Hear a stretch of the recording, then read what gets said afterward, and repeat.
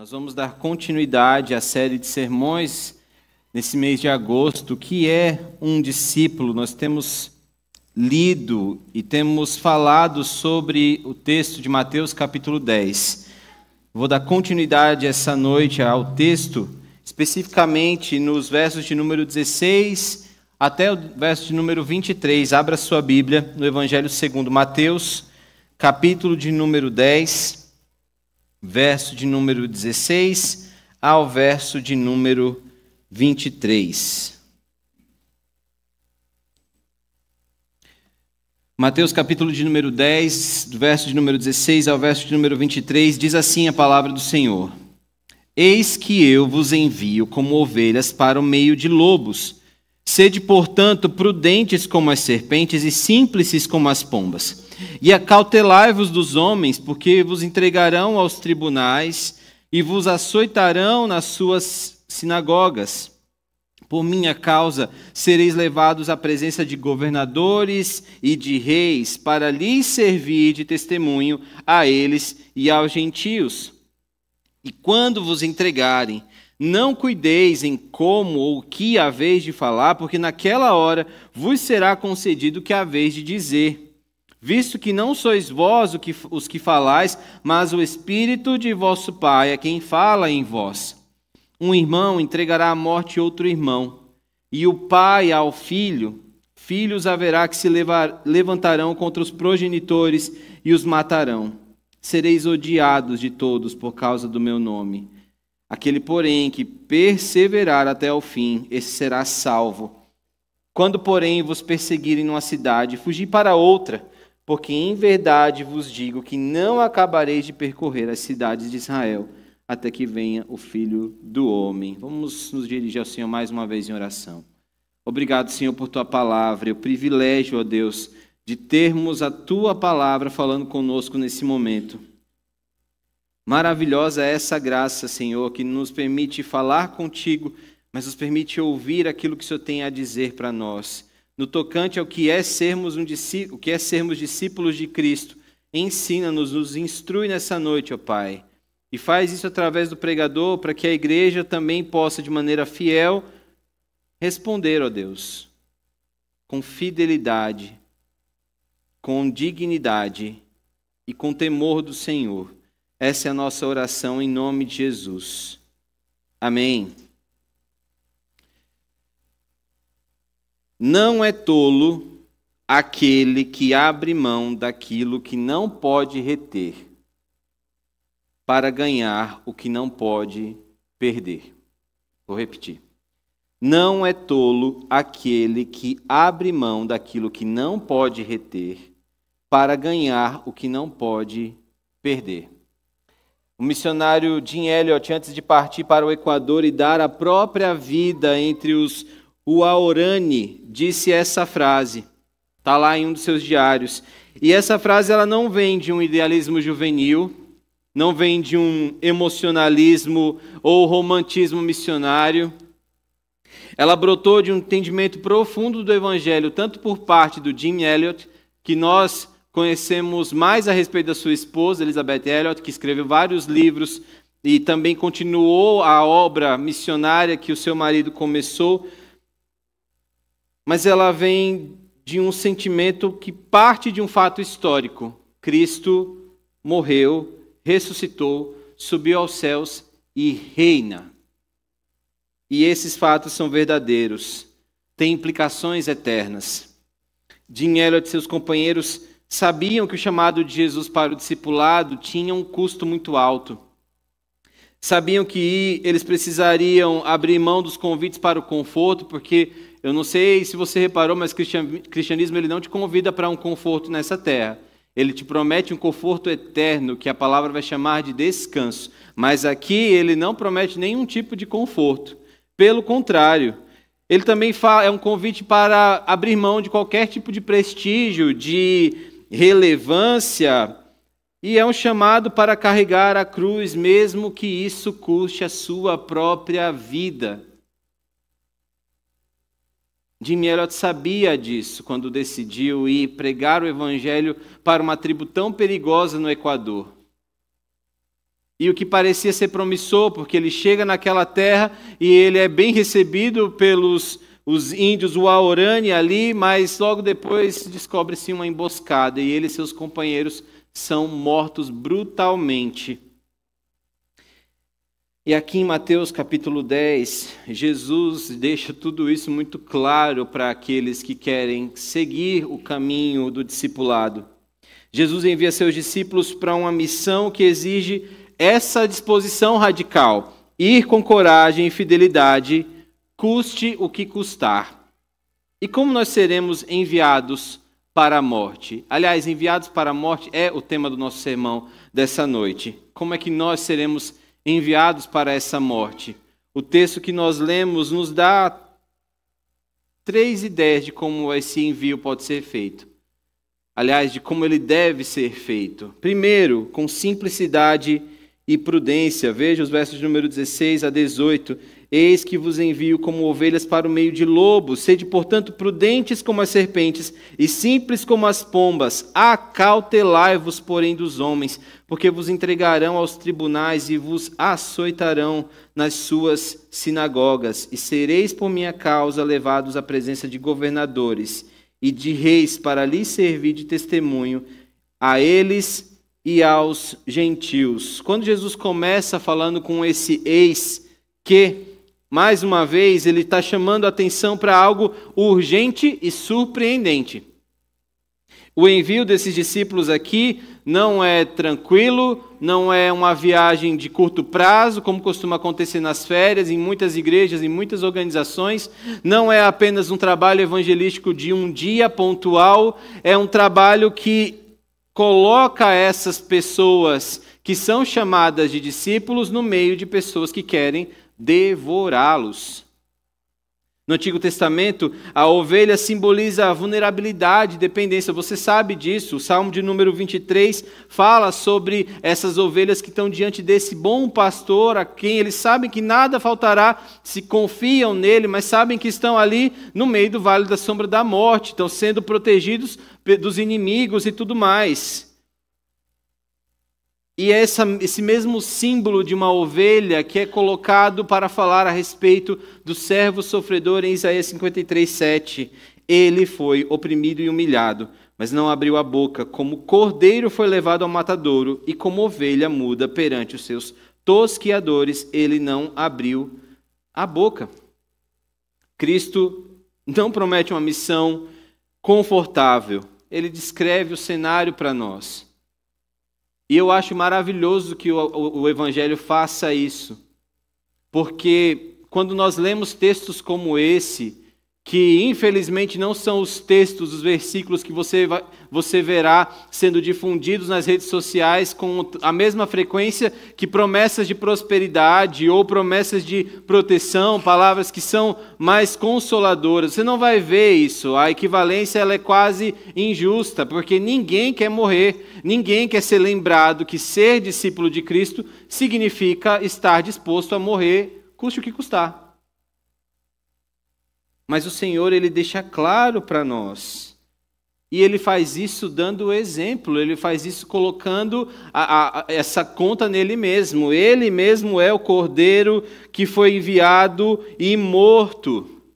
Mas Ele também é o Cordeiro de João capítulo 1, 29, o Cordeiro de Deus que tira o pecado do mundo. E se você não consegue ver esperança em ser chamado, comparado, ser chamado como uma ovelha, comparado à ovelha que é o próprio Cristo, eu quero lembrar para você o que a palavra do Senhor diz em Apocalipse, capítulo 5, verso de número 6. Então vi no meio do trono e dos 4 seres viventes e entre os anciãos de pé um cordeiro, como tendo sido morto. Ele tinha 7 chifres, bem como 7 olhos, que são os 7 Espíritos de Deus, enviados por toda a terra. É o cordeiro imolado que se assenta no alto e sublime trono. É o cordeiro imolado que está sendo adorado por criaturas que você não consegue imaginar como elas são. E é o cordeiro imolado que prepara o lugar para que você possa reinar com ele, uma vez que a sua vida caminhe em direção à obediência e obediência de cruz. Já parou para pensar nisso? como diria a canção, sons de trovão, luzes relâmpagos, um arco-íris de esmeralda, um trono maravilhoso, com uma mistura de pedras e coisas que foi tudo que João conseguiu registrar dentro da limitação dele. Tudo isso para dizer que aquele que reina, eu sei que você gosta da figura do leão, porque ela é maravilhosa, mas quem está sentado no trono se mostra como aquele que morreu, o sacrificado. Eu já encorajei vocês a fazer isso uma vez, eu vou fazer de novo. Se você tiver estômago para isso, procura a imagem de um cordeiro imolado no Google e veja a imagem que nem se parece, nem chega perto, mas que vai dar para você uma nuance do que João está vendo. Mas é esse cordeiro que é o único digno de abrir o livro e desatar os seus selos. Isso traz o que para você? Traz consolo? Traz refrigério? Te dá medo? Eu espero que dê tudo isso. Desde que isso faça com que você compreenda que caminhar diante do Senhor no discipulado é um chamado para a morte. E Cristo, além de tudo isso, Ele nos dá uma ordem que é dupla. Sejam prudentes como serpentes. E aqui a gente está falando de discernimento, a gente está falando de pessoas atentas, estratégicas. A serpente, no contexto bíblico, ela não representa especificamente aqui a malícia, mas a cautela, a capacidade de evitar armadilhas. Vocês já viram uma serpente? Como ela se comporta, como ela desliza, como ela observa, como ela se camufla. Tudo isso é uma imagem para que nós não olhemos lá para Gênesis, essa não é a ideia, mas é para olhar para essa astúcia, se eu posso dizer assim, essa santa astúcia que os filhos de Deus, os discípulos de Cristo precisam ter. Porque por mais que seja maravilhosa a mensagem que nós carregamos, e elas são chamadas de boas, um atributo do próprio Deus que também é bom, elas não são queridas por todas as pessoas. Pelo contrário, as pessoas têm a tendência a detestar a mensagem que nós carregamos. Não importa se você vai estar com uma placa dizendo bem-vindo à nossa família, não importa se você vai acolher a pessoa e dizer para ela eu quero fazer uma oração por você, não importa. Tudo isso é maravilhoso e de fato é.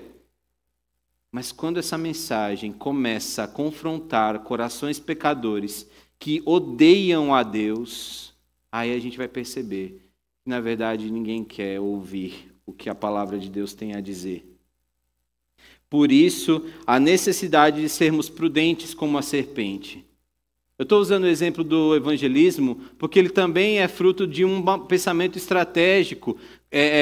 Reservar a praça, entrar em contato com a prefeitura, chamar uma equipe de som, colocar todo um aparato de som mesmo, dividir equipes, chamar pessoas que vão ficar por perto, outras que vão se espalhar. Tudo isso é estratégia e redunda na glória de Deus e no alcance da palavra para diversas pessoas.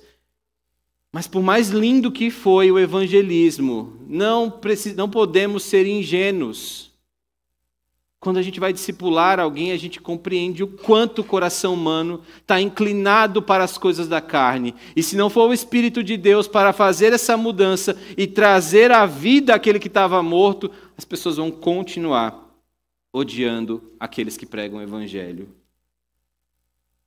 Mas ser prudente não significa ser estúpido, não significa ser arrogante, não significa que você precisa se meter em toda e qualquer disputa ou briga sobre Bíblia ou religião na internet. Isso não tem nada a ver com prudência. Pelo contrário, isso demonstra cada vez mais uma tolice.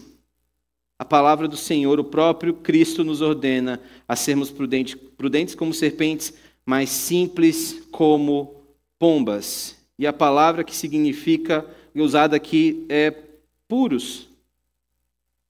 Puros. Pessoas que conseguem utilizar da inteligência que Deus deu para pregar o Evangelho, mas que não precisam se misturar às artimanhas desse mundo para fazer algum tipo de proselitismo. Não é isso que o Senhor está dizendo. O Senhor quer que você continue com a sua pureza, pregando a palavra de Deus, sem malícia mesmo, com o objetivo não apenas de angariar consumidores da fé para a sua igreja, mas com o objetivo de fazer com que o Cristo ressurreto alcance o coração de alguém que estava perdido, assim como você estava. O discípulo, então, deve unir pureza de coração com inteligência estratégica, algo que Jesus encarnou perfeitamente. O verso de número 17 traz aqui o verbo acautelai-vos, usado para alertar sobre perigos iminentes.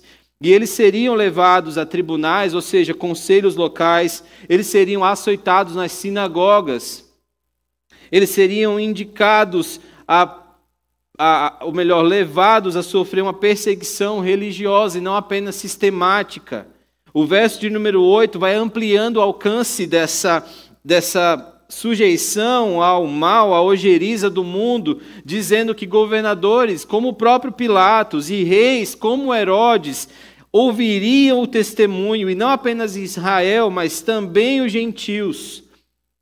Isso significa que aquilo que nós vemos em Atos, através do apóstolo Paulo, testemunhando perante governadores, até mesmo chegando a César, é verdadeiro.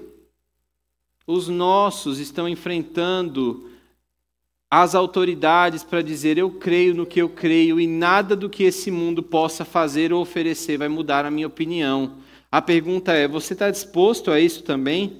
O discurso de Cristo precisa entrar no mundo sabendo que nós enfrentaremos hostilidades espirituais, físicas, financeiras, ideológicas, sociais. E essa mensagem, por mais que você já tenha ouvido, precisa ser repetida, porque depois de uma alta, de um êxtase, de uma euforia de 50 anos de igreja, é muito comum que a gente fale assim: ai, que bom, próximo domingo eu vou para a igreja, vou para a reunião da minha sociedade, e a vida vai seguindo.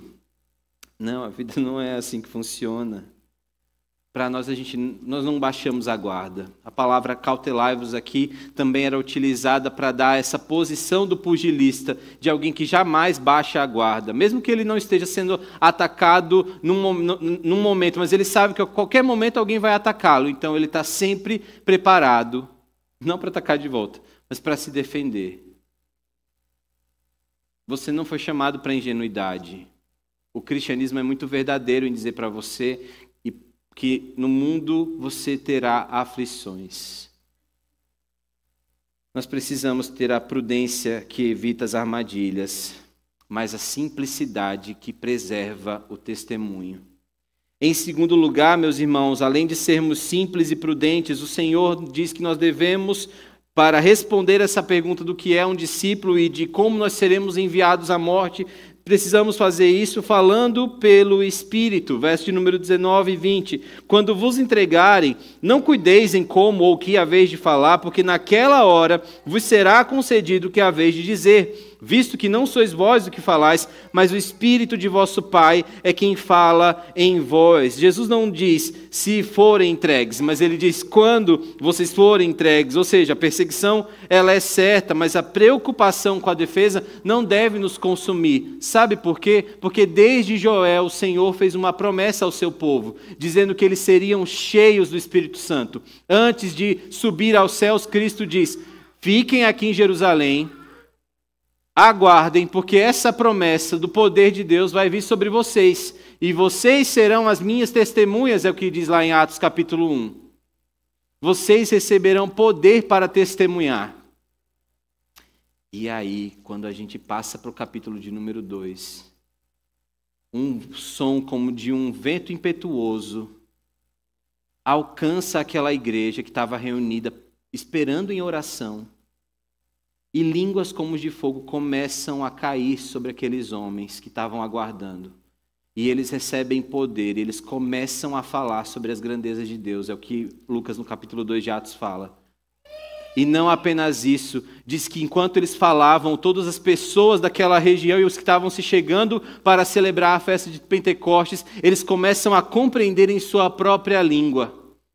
E de repente, eles não sabem o que dizer e como lidar com aquela situação, e eles dizem: olha, eles estão bêbados, só pode, porque o homem natural não consegue raciocinar ou pensar inteligentemente como alguém espiritual faz, pela palavra de Deus. Então, um homem, um chucro, um grosseirão, um impulsivo, para você que gosta de teorias de temperamentos, um colérico, o Pedro. Eu falo a vocês porque eu não gosto desse negócio. Mas o colérico Pedro, como é conhecido, ele agora cheio do Espírito, ele diz, não, Senhor, esses homens não estão bêbados não, porque é só 9 da manhã. Esses homens, eles estão de fato cumprindo o que o Senhor disse lá em Joel.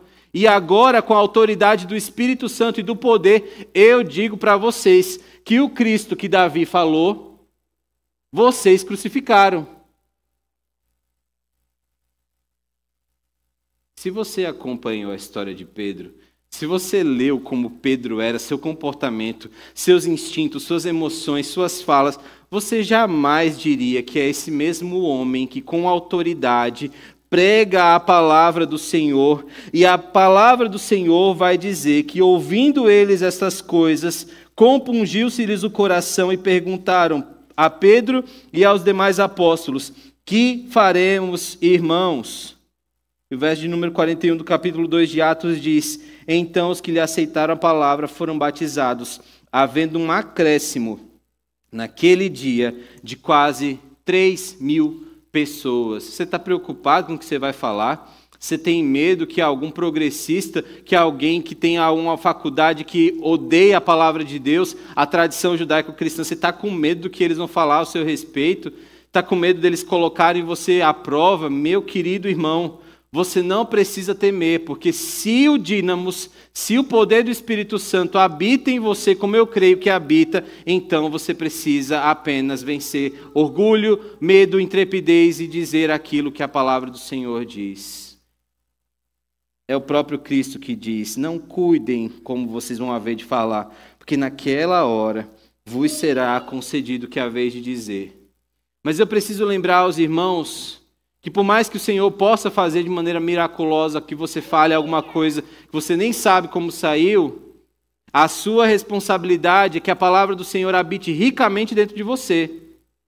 Não pense que o Senhor entregou a você o Evangelho, tornou fácil a você a palavra, colocou você numa igreja bíblica, colocou você numa escola dominical, num despertar, fez você participar de diversos projetos que falam da palavra de Deus, para que quando chegar na hora você fique, ai Senhor, por favor, faz um milagre em mim. A palavra do Senhor habita no seu coração quando você lê, quando você estuda, quando você medita nela de dia e de noite. E o Espírito Santo, como o melhor pedagogo que nós temos, ele nos lembrará daquilo que nos encheu um dia. Isso não tem a ver com classe social, não tem a ver com nível acadêmico, tem a ver com confiar no poder que Deus derramou para sermos suas testemunhas. Há duas formas importantes aqui, como o estilo e o que, o conteúdo. Ambos serão concedidos naquela hora. Essa é uma promessa de provisão verbal, sobrenatural. O verso de número 20 é teologicamente profundo, porque não é o discípulo falando de si para si mesmo ou de si para outro, mas o Espírito do Pai. Que maravilhoso lembrar disso no Dia dos Pais. Sabendo que o nosso Pai coloca na nossa mesa a provisão, coloca no nosso coração a palavra dele, coloca em nossos lábios aquilo que nós precisamos dizer. Aqui, antes de Pentecostes, já há a promessa de que o Espírito Santo habitaria e falaria por meio deles, cumprindo textos como Êxodo 4, do 10 ao 12, em que Deus usa a boca de Moisés. E mesmo ele dizendo, Senhor, eu nunca fui eloquente, nem outrora, nem depois que falaste ao teu servo, porque eu sou pesado de boca, pesado de língua. E o Senhor diz, quem é que fez a boca do homem? Ele pergunta, ou quem faz o mudo, ou o surdo, ou o que vê, ou o cego? Não sou eu, o Senhor? Vai, pois, agora, e eu serei com a tua boca, e te ensinarei o que hás de falar. Da mesma forma, o Senhor falou com Jeremias no capítulo 1, verso de número 9. Deus tocando a boca do profeta, depois estendeu o Senhor a mão, tocou-me na boca, o Senhor me disse, eis que ponho na tua boca as minhas palavras. Meus irmãos, no discipulado nós não dependemos de eloquência natural. Nós não dependemos de algum tipo de retórica muito boa ou de oratória muito boa, nós dependemos e precisamos ter submissão ao Espírito Santo de Deus. Isso vale tanto para testemunhar diante de autoridades, quanto para conversa com vizinhos, amigos e com familiares também. A pergunta é, quais são os obstáculos que você está achando que são intransponíveis para pregar o Evangelho? O que te impede de falar? Talvez você esteja arrumando desculpas, dizendo, não, eu preciso só ter mais um pouco de conhecimento, eu preciso só ler alguns livros aqui. Não chegou o livro que eu queria na livraria da igreja, então eu estou esperando. Ah, porque eu vi influencer tal, youtuber tal falando dessa maneira, eu estou treinando dessa forma. Quanto tempo a gente tem perdido? Quanto tempo a gente tem perdido? E parece que falando isso, eu estou indo contra a minha formação, mas na verdade sou formado apenas para lembrar cada um de vocês que a palavra do Senhor já habita no coração de vocês. Essa é a nossa única diferença. A minha profissão é lembrá-los daquilo que o Senhor já falou, para que vocês não tenham medo, para que nós não tenhamos medo, porque enquanto eu falo para vocês, eu estou lembrando de cada situação em que eu temi falar a palavra de Deus, esperando chegar em momento X, ter maturidade tal, ter conhecimento tal. Isso não é um discurso anti-intelectualismo ou anti-teologia, pelo contrário. Porque eu sei o poder que a palavra do Senhor, a teologia, o estudo dela faz na mente de pecadores ignorantes. Ela expande a nossa capacidade de falar, de nos comportar. Aos antissociais, ele nos coloca no meio de lobos. Aos calados, os tímidos, ele nos chama para sermos corajosos. Aos que temem a morte, ele promete a vida eterna. Cristo não dá ponto sem nó.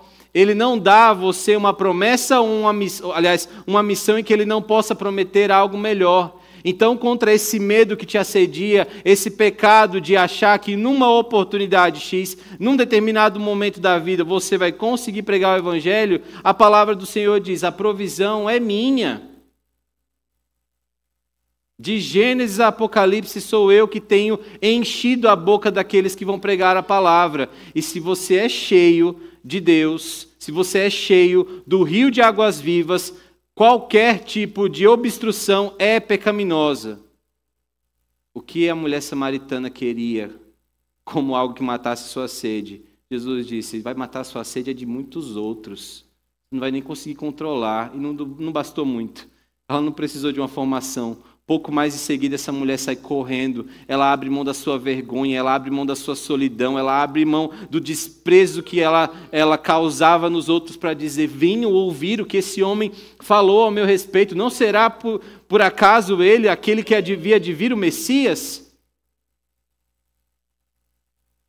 Em último lugar, meus irmãos, a terceira maneira para nós entendermos o que é ser enviados para a morte, além da simplicidade e prudência, além de falar apenas o que é o Espírito, é o conhecimento de que nós seremos odiados até que Ele venha. Mateus capítulo 10, do verso 21 ao 23, o Senhor diz, um irmão entregará à morte outro irmão, e o pai ao filho. Filhos haverá que se levantarão contra os progenitores e os matarão. Sereis odiados de todos por causa do meu nome. Aquele, porém, que perseverar até o fim, esse será salvo.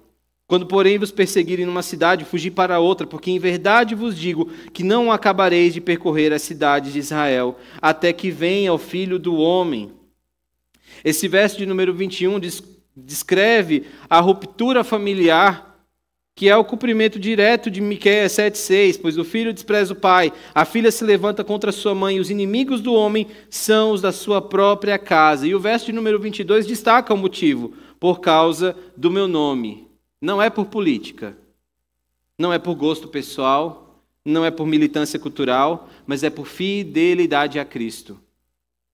Tem muitas pessoas que têm causado brigas e têm sido motivo de escândalo no meio dos seus, simplesmente por discordâncias pessoais, e querem se encaixar nos bem-aventurados ali de Mateus capítulo 5, quando Cristo diz que serão bem-aventurados sois vós quando forem perseguidos por causa da justiça. Não, você não se enquadra nesse escopo.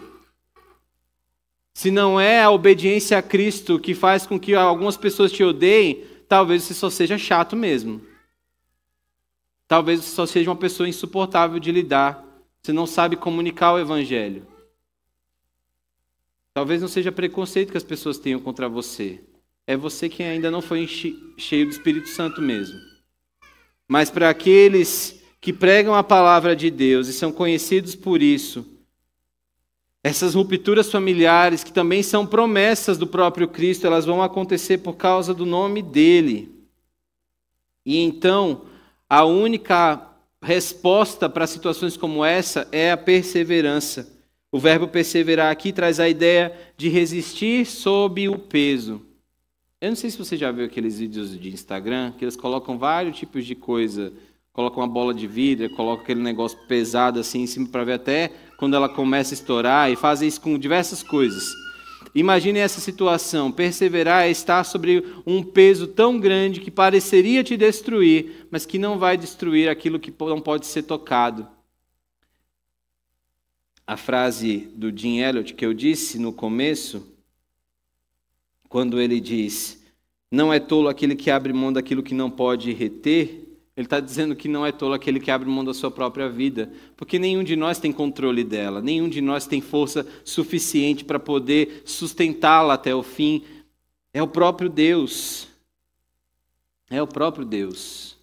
Então não é tolo aquele que abre mão da sua própria vida para ganhar aquilo que ele não pode perder, vida eterna. Porque foi exatamente isso que Cristo prometeu para nós e nos deu na cruz do Calvário. O verso de número 23 traz essa ordem. Bom, mas e aí, Everson? Eu tenho que ficar? Eu tenho que resistir até esse compressor acabar com os meus ossos, acabar com a minha mente, acabar com as minhas emoções e com meus sentimentos? Não, a ordem ela é muito boa. Fugir para outra cidade. Verso de número 23. Isso aqui não é covardia, isso é prudência. Sabe por quê? Porque lá em Atos, uma das estratégias de propagação do evangelho na vida de Paulo, ordenadas pelo próprio Espírito, é: foge daí. A dificuldade que nós temos em entender isso é que a gente quer o trabalho completo.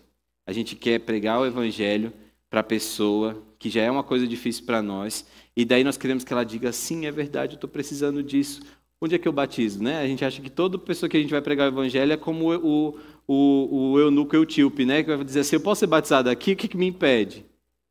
E a gente acha que o cenário é esse sempre.